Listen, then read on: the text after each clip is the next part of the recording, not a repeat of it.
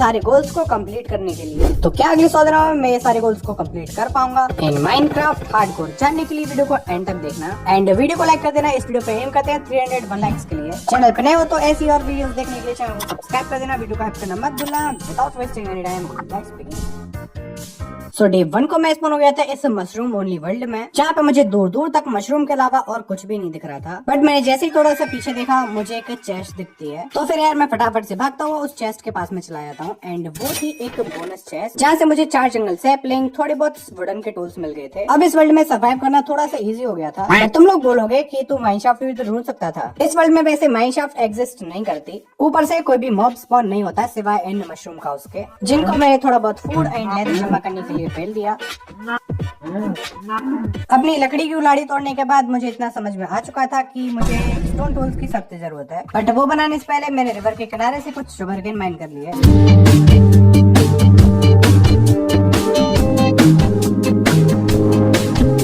Flow में मैंने कुछ ज्यादा स्टोन माइन कर दिए। बट एनीवेज अभी मेरे पास में काफी सारे कोबलस्टोन्स थे जिनसे मैं टूल्स वगैरह इजीली बना सकता था। बट अपना बेस बनाने के लिए भी मुझे यही वाला एरिया काफी अच्छा लग रहा था। तो फिर कैचे से मिली हुई जंगल सैपलिंग मैंने वहीं पे प्लांट कर दी। इस टाइम मैं एक छोटे से कंफ्यूजन में था कि ये सैपलिंग उगेंगी भी कि नहीं। बट वो सब छोड़ के मैं चला गया भाई रिवर के पास में एंड वहाँ पे जाके मैंने कुछ शुगरकेन वगैरह प्लांट कर दिए, क्योंकि आगे चल के हमें इनकी बहुत ज्यादा जरूरत पड़ने वाली है। इतना सब करने के बाद फाइनली मैंने अपनी वर्ल्ड की पहली क्राफ्टिंग टेबल बनाई। देन फाइनली अपने आप को स्टोन में अपग्रेड करके मैंने फर्नेस के अंदर अपना खाना कुक करने के लिए डाल दिया। और अपना ट्री भी जस्ट ग्रो हो गया था और ये एक्चुअली में काफी बड़ा ट्री था। उससे भी ज्यादा खुशी की बात ये थी कि ये माइजिलम पे उग जाता है। तो फिर मैं उसको काटने चला गया।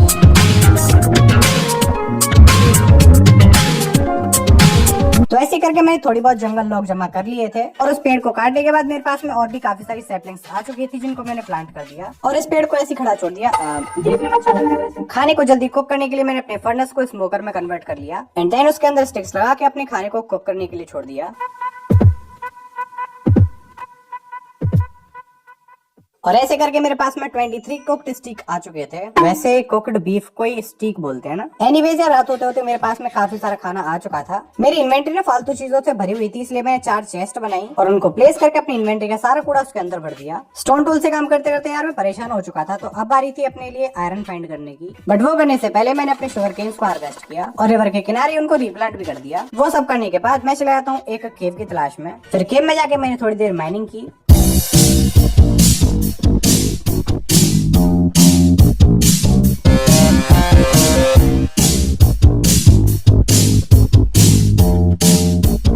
वैसे यार एक चीज तो थी, बिना मॉब्स के माइनिंग करने में अलग ही मजा आ रहा था। एकदम सॉर्टेड जिंदगी, किसी का डर नहीं है हमें। फिर यार काफी सारा आयरन जमा करने के बाद मैंने उसको 2 फर्नेस के अंदर कुक करने के लिए डाल दिया। बेसिकली यार मुझे ये रेडस्टोन जैसे कुछ और मिले थे जिनको मैं कोबलस्टोन की पिकैक्स से माइन नहीं कर सकता। आयरन स्मेल्ट होने के बाद मैंने उससे आर्मर और टूल्स बना लिए और अपना पूरा बोरिया बिस्तर उठाने के बाद मैंने कुछ रेडस्टोन माइन किए, क्योंकि इस रेडस्टोन की मदद से हम लोग एक एक्सपी फार्म बनाने वाले हैं। मतलब प्रॉपर रेडस्टोन से नहीं बनेगा, ये तो जस्ट ऑन ऑफ करने के लिए है। फिर मैंने कोने कोने में जाके कुछ ओर्स फाइंड किए, जैसे कि लेपिस हो गया जो कि हमारे एन्चेंटिंग में काम आने वाला है। What the heck, यार ये क्या बात होती है। लिटरली ऊपर से ऐसा लग रहा था जैसे मुझे नीचे जाके डायमंड से मिल जाएंगे, बट यहाँ पे देखो डायमंड का डी भी नहीं है और आयरन इतना मिल रहा था कि बस पूछो ही मत। मैंने इस केव से लिटरली बहुत सारा आयरन माइन किया था। एक तो मॉब्स नहीं थे तो अलग ही मजा आ रहा था कुछ माइन करने में। आई थिंक यू गेस्ड इट, मैंने बहुत देर तक बस आयरन ही माइन किया था। फाइनली यार मुझे आयरन से हटके कुछ चीज मिली जो कि था गोल्ड। इतनी माइनिंग कर ली भाई, डायमंड अब भी नहीं मिला। माइनिंग करने के बाद मैं अपने बेस पे पहुंच चुका था। वहाँ पे जाके मैंने अपने 2 फर्नेस लगाए और उनके अंदर लगा दिया आयरन। बाकी ये सारे आइटम को चेस्ट के अंदर डाल दिया। अब मेरे पास में थोड़े से फास्ट टूल्स थे और अपना ये वाला पेड़ बहुत ज्यादा गंदा लग रहा था, तो इसीलिए मैंने डिसाइड किया उस पूरे ट्री को चॉप करने का। और ये लो खत्म। अगर मोन्टाज थोड़ी दिखाऊंगा यार, क्योंकि इसको एडिट करने में काफी टाइम लगता है। बाकी यार फिर मैंने बनाई अपने लिए 2 शवल, क्योंकि यार अब बारी थी अपने इस ऊंचे नीचे एरिया को थोड़ा सा फिक्स करने की, क्योंकि ऐसे एरिया में तो कुछ बनने से रहा। So enjoy one more montage.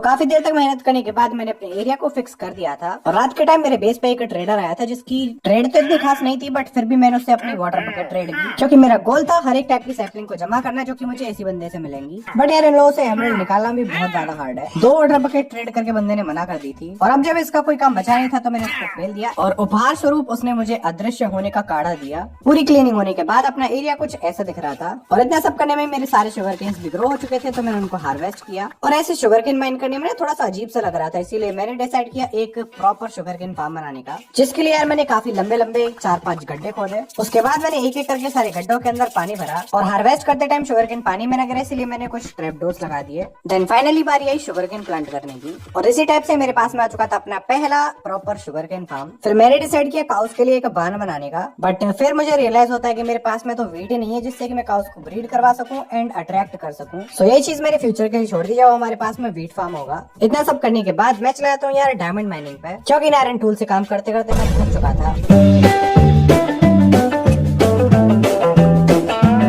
Diamond mining से वापस आके मैंने देखा कि अपने वर्ल्ड में बहुत तेज बारिश हो रही है, बट वो सब चीज साइड में छोड़ के मैंने अपने गोल्ड को स्मेल्टिंग पे लगाया। देन फाइनली यार अपने लिए सारे डायमंड टूल्स एंड आर्मर बनाए और इसी के साथ में मैं इस वर्ल्ड में थोड़ा सा तो पावरफुल हो ही चुका था, बट यार इतनी ग्राइंडिंग करने में मेरा सारा फूड खत्म हो चुका था। तो फिर आई think you guessed it,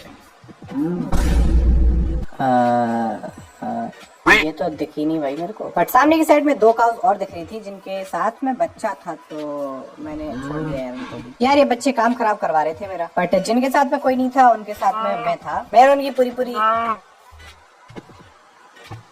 no veg भाई, what the heck is this. I am quite भाई, मैं सामने वाली साइड पे जा रहा हूँ। ऑलराइट, तो फाइनली काफी सारी काउस को मारने के बाद मेरे पास में 46 लेदर एंड काफी सारा फूड आ चुका था। फिर फूड को सबसे पहले मैंने कुक करने के लिए डाला और जितनी देर में अपना खाना कुक हो रहा था मैंने अपने शुगर केन्स को हार्वेस्ट किया क्योंकि अब मुझे अपने आर्मर एंड टूल्स को एन्चार्ट करना था, जिसके लिए मुझे बनाई थी एक एन्चार्टमेंट टेबल सेटअप। शुगर केन्स को कन्वर्ट किया मैंने काफी सारे पेपर्स में, उनको कन्वर्ट किया बुक्स में एंड देन फाइनली अपने लिए बनाई 15 book shelf.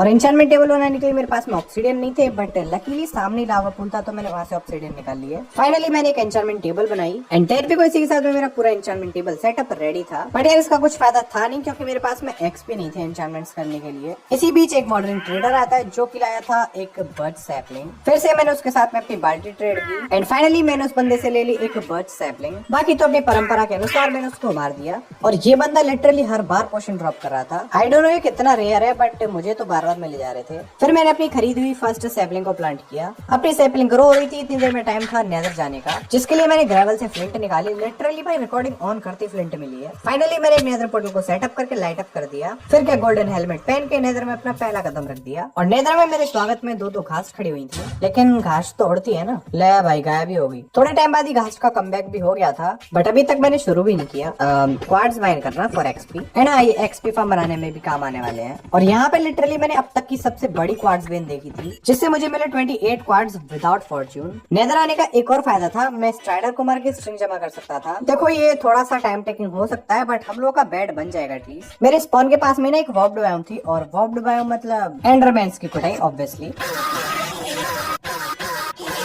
Enough ender pulse जमा करने के बाद मैं लावा के ऊपर ब्रिज करने लग जाता हूँ। ये बहुत ज्यादा रिस्की था, बट मुझे एक विंड पोर्टल दिख रहा था, बट यार सैडली मुझे वहाँ पे एक गोल्ड ब्लॉक के अलावा और कुछ भी नहीं मिलता है। फिर मैं खतरों का खिलाड़ी बनता हुआ चला जाता हूँ सेफ एरिया की तरफ। घूमते घूमते मुझे मिल जाता है एक बैशन रेमनेंट, जो कि अपने स्पॉन के काफी ज्यादा क्लोज था, बट क्योंकि मेरे पास में फूड नहीं था इसीलिए मैं ओवरवर्ल्ड वापस चला जाता हूँ। ओवरवर्ल्ड जाके मैं स्मोकर में से अपना खाना निकालता हूँ एंड फुल प्रिपरेशन के साथ मैं बैक टू द नेदर। अपना बैशन कहीं इस वाली साइड में था, बट यहाँ से जाने का कोई रास्ता नहीं था, तो फिर मैंने डिसाइड किया अपने पोर्टल के पीछे होके जाने का, क्योंकि मुझे यहाँ पे एक रास्ता दिख रहा था जो कि बैशन के पास में ओपन हो रहा था। देखो वो अपना बैशन, अभी थोड़ा सा और पीछे होके जाना पड़ेगा, बट थोड़ा सा पीछे जाने पे मुझे सोल सैंड वैली दिख जाती है और मुझे पता नहीं क्या चुलती इन बोन ब्लॉक को उठाने की। लिटरली आगे चल के मैंने इनका कहीं पे भी यूज नहीं किया, माइन पता नहीं क्यों किए थे। ये काम मुझे बहुत ही सीक्रेटली करना पड़ रहा था क्योंकि सामने मेरे घास्ट घूम रही थी। वहां से थोड़ा सा आगे आने पे मुझे बैशन की एंट्रेंस दिख जाती है, तो फिर क्या मैं ब्रिज करता हुआ चलाया था आगे की तरफ और मुझे ना अपनी आंखों के सामने चेस्ट दिख रही थी, मतलब की पैसा ही पैसा हो गया।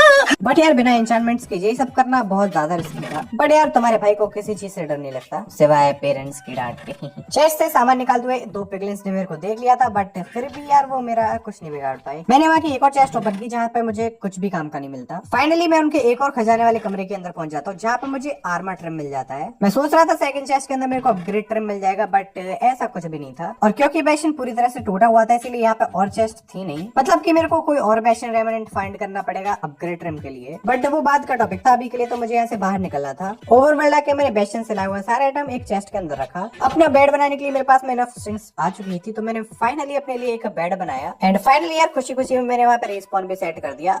वैसे ये कुछ काम का तो था नहीं। मैं जितनी देर नेदर में था उतनी देर में अपना बर्च ट्री ग्रो हो गया था, तो फिर क्या मैंने उसको चॉप कर दिया ताकि मेरे को और सैपलिंग्स मिल सके। और उस सिंगल ट्री से मुझे मिलती है 4 सैपलिंग, मतलब कि अब मेरे पास में 4 बर्च के पेड़ थे। बट अभी ना मुझे अपने लिए एक एक्सपी फार्म बनाना था, जिसके लिए मैं लावा पूल से ऑब्सीडियन माइन करने लग गया। फिर मैंने बहुत देर तक बस सामान कलेक्ट किया। एंड ये था वो सारा आइटम जो कि मुझे चाहिए था अपना एक्सपी फार्म बनाने के लिए। सॉरी गोल्डन एक्सपी फार्म बनाने के लिए, क्योंकि नॉर्मल वाला तो यहाँ पे काम ही नहीं करेगा। बट वो वाला फार्म बनाने के लिए मुझे ये वाला माउंटेन भी साफ करना पड़ेगा। तो फिर क्या हाथ में शवल लेके मैं लग जाता हूँ भाई इसकी क्लीनिंग पे।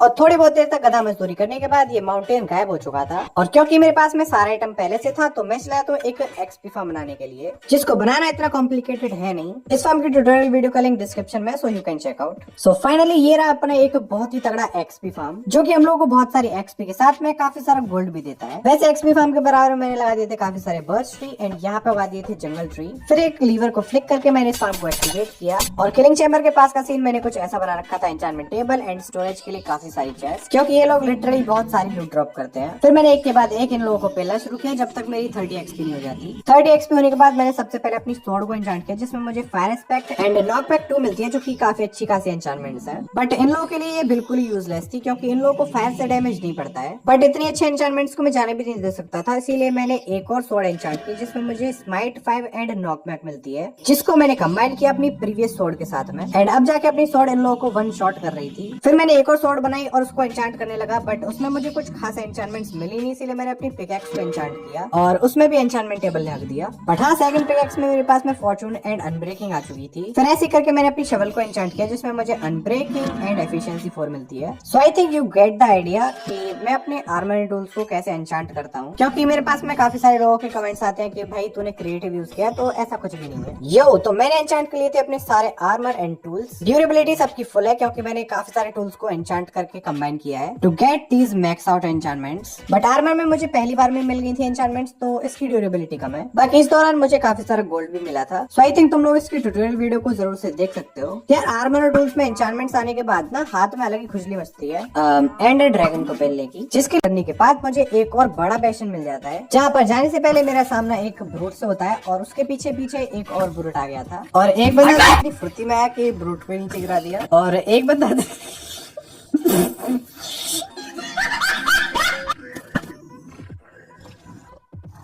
फाइनली मैंने वहाँ की चेस्ट ओपन की, जहाँ पे मुझे कचड़ा ही मिलता है सिर्फ एक गोल्डन एप्पल के अलावा। और सेकंड चेस्ट का भी कुछ यही हाल था। सारी चीजें इग्नोर करके मैंने वहाँ की गोल्ड ब्लॉक माइन किए। फिर इन लाचारों को देखा जो कि कुछ भी नहीं कर पा रहे थे लावा में जंप लगाने के अलावा, क्योंकि मेरे बूट्स के अंदर फेदर फॉलिंग 4 लगी हुई थी, इसीलिए मैं बंदरों की तरह ऊपर से नीचे छलांग लगाया जा रहा था। बट ये छलांग थोड़ी भारी पड़ गई, क्योंकि तुरंत ही एक ब्रूट ने मेरे ऊपर हमला कर दिया था। और क्योंकि मैं उसकी बहुत गंदी कुटाई कर रहा था, इसीलिए उसका भाई भी आ गया साथ देने के लिए और खुद भी कुट के चला गया बेचारा। बट असली मसला मसाला जब हुआ, जब मैंने वहाँ से थोड़ा सा नीचे जंप लगाई, उन लोगों ने लिटरली मुझे लावा के अंदर पटक दिया था। और मेरे सामने वाले प्लेटफॉर्म पे भी 2-3 ब्रूट थे। मुझे नहीं पता है कैसे हुआ, मैं जस्ट क्लिक करे जा रहा था और वो दोनों ब्रूट मारे गए। बची मेरी हेल्थ, जिसको मैंने गोल्डन एप्पल खा के रिकवर किया। एंड फॉर सेफ्टी पर्पसेस मैंने ऊपर वाले होल्स को बंद कर दिया, ताकि कोई रैंडम सा ब्रूट आके मेरी गुत्थी ने चटका दे। फिर क्या, मैंने वहाँ के सारे गोल्ड को साफ किया, और ये थी वहाँ की चेस्ट की लूट। लिटरली मुझे यहाँ पे एक बहुत ही ऑसम लूट मिली, इनफैक्ट पूरा एक नेथराइट इंगट मिला। फिर मैंने बेशन में खड़े खड़े थोड़ी सी एम प्रैक्टिस की। एक ब्रूट अभी इस वाले प्लेटफॉर्म पे आएगा, क्या मैं उसको मार पाऊंगा? Let's see. अभी आता ही होगा, थोड़ी देर में आ गया। एंड लो भाई, ओ भाई, दैट वन इज क्रेजी भाई। बेशन से आने के बाद मैं चला जाता हूँ सीधे एंशिएंट डेब्रिस माइन करने के लिए।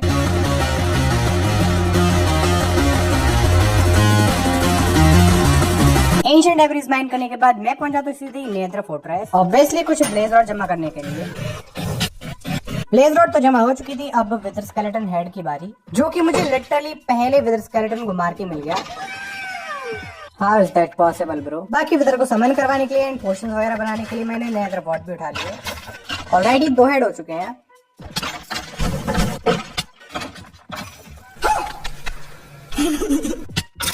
फाइनली मैंने कलेक्ट कर लिए थे 3 विदर स्केलेटन हेड एंड काफी सारी ब्लेज रॉड। इतनी की तो जरूरत भी नहीं थी बट मिल रही थी तो मैंने ले ली। बट वेट अ मिनट, ये क्या है भाई? लिटरली यहाँ पे बोन स्ट्रक्चर से एक गेट टाइप बना हुआ था। पता नहीं कितना रेयर होता है, मेरे को तो पहली बार ही मिला है ऐसा कुछ। तुम लोगों को कभी ऐसा कुछ मिला है तो मेरे को कमेंट सेक्शन में जरूर से बताना। बाकी यार सारे आइटम लेके मैं बन जाता हूँ सीधा ही ओवरवर्ल्ड। मेरे पास में एंशिएंट डेब्रिस थे, armour trim and upgrade trim थे बट डायमंड नहीं थे, तो इसीलिए एंशिएंट डेब्रिस को स्मेल्टिंग पर लगा के मैं चला गया डायमंड माइनिंग पर। थोड़ी देर तक डायमंड माइन करने के बाद मैं ऊपर आया एंड अपने अपग्रेड ट्रिम को डुप्लीकेट कर लिया। फाइनली 8 नेदराइट इंगट्स बना के अपने आर्मर टूल्स को नेदराइट में अपग्रेड कर लिया, जो कि देखने में कुछ ऐसा लग रहा था। Snout armour trim with redstone, मेरे को तो ये काफी अच्छा लग रहा था। तो इसी के साथ अपना पहला गोल कंप्लीट हो जाता है। फिर मैंने आयो फेंडर बना के उसको थ्रो किया, जो कि मेरे पीछे की साइड में डायरेक्शन दिखा रही थी। तो फिर यार मैं चला जाता हूँ सीधे ही एंडर ड्रैगन को खेलने के लिए। बट वेट, मैं हर बार भूल जाता हूँ, इस बार नहीं भूलूंगा। मुझे बनाने अपने लिए रॉकेट्स, और मेरे ख्याल से 42 रॉकेट्स अभी के लिए इनफ रहेंगे। और ये बंदा भी आया तो इसकी भी एक बार ट्रेड चेक कर लेते हैं। और ये बंदा ट्रेड कर रहा था पेलोक सैपलिंग एंड 2 तरह के सीड। तो मैंने उससे 4 पेलोक सैपलिंग, एक वीट सीड एंड एक बीटरूट सीड बाय कर लिया और अपने पेलोक सैपलिंग्स को प्लांट भी कर दिया। और क्योंकि वर्ल्ड में रात हो रही थी इसलिए मैं चद्दर तान के सो गया। सुबह उठ के मैं निकल पड़ा सीधा ही स्ट्रॉन्गहोल्ड की तलाश में। मुझे अपने पास फूड की कमी लग रही थी, जिसको मैंने रास्ते में पूरा कर लिया। और फाइनली मुझे वो एरिया मिल चुका था जिसके नीचे स्ट्रॉन्गहोल्ड है, तो मैं वहीं पे सीधा नीचे के लिए डिग करने लग गया। थोड़ा बहुत खोदने के बाद ही मुझे स्ट्रॉन्गहोल्ड मिल चुका था। फिर मैं स्ट्रॉन्गहोल्ड में बहुत देर घूमा पोर्टल रूम फाइंड करने के लिए, और मुझे पोर्टल रूम एंड एक लाइब्रेरी साथ में मिल जाते हैं। तो फिर क्या, सबसे पहले मैंने ऑब्वियसली लाइब्रेरी को लूटा, जहाँ की पहली चेस्ट में मुझे एक आई आर्मर ट्रिम एंड एक काफी अच्छी एन्चांटेड बुक मिली। फाइनली फिर मैंने एंड पोर्टल को एक्टिवेट किया एंड चला गया सीधा ही एंड के अंदर, और वहां पे जाके सीधे ही क्रिस्टल्स को फोड़ने लग गया। और यहाँ पे ना मैंने एक वियर्ड चीज नोटिस की कि यहाँ पे एक भी एंडरमैन स्पॉन नहीं हो रहा था। मतलब कि ओवरवर्ल्ड तो ओवरवर्ल्ड, यहाँ पे भी कोई भी बंदा स्पॉन नहीं हो रहा था सिवाय इस काले कौवे के।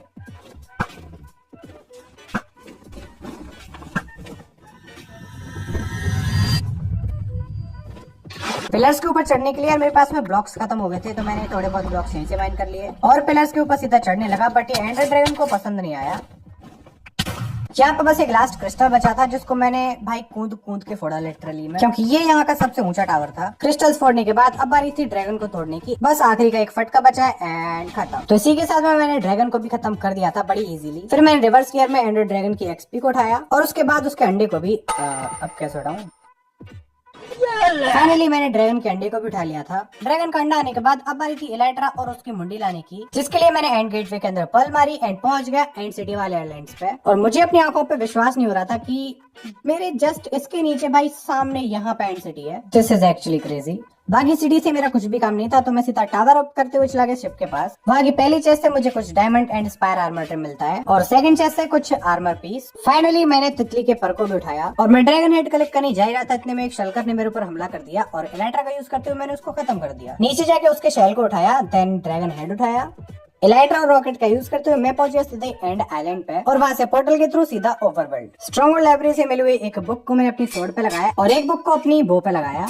और मुझे अपने पहले वाला आर्मर कुछ अच्छा लग नहीं रहा था, इसलिए मैंने एक अलग कॉम्बिनेशन बनाया जो कुछ ऐसा दिख रहा था। इसको तुम लोग 10 में से रेट करना, मेरे को तो बाकी काफी अच्छा लग रहा है। मेरे पास में यार कुछ सीड्स वगैरह पड़े हुए थे जो कि मैंने मॉडर्न ट्रेडर से लिया ऑब्वियसली। तो मैंने माइजीलियम को कन्वर्ट किया पहले 5 ब्लॉक में, देन उसके बाद फार्मलैंड में। अब मुझे विदर को डिफीट करना था, जिसके लिए मैंने कुछ पोशंस ब्रू किए। पोशंस वगैरह लेने के बाद मैं पहुंच गया सीधा एक केव के अंदर विदर को मारने के लिए। Now you guys enjoy the fight.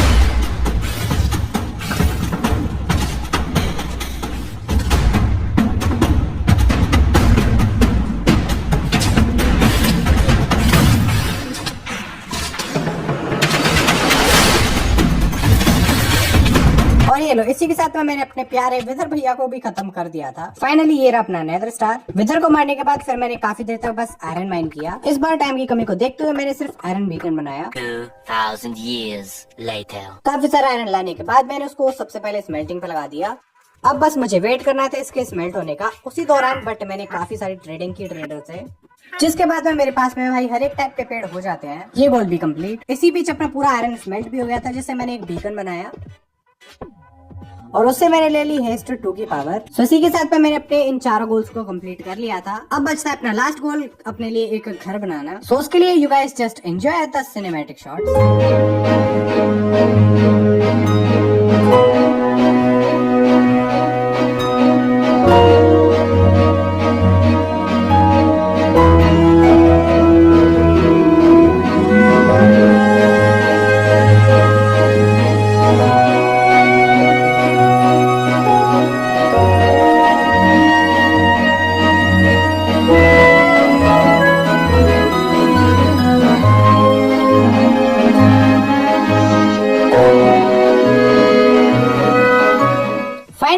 साथ में अपने सारे गोल्स को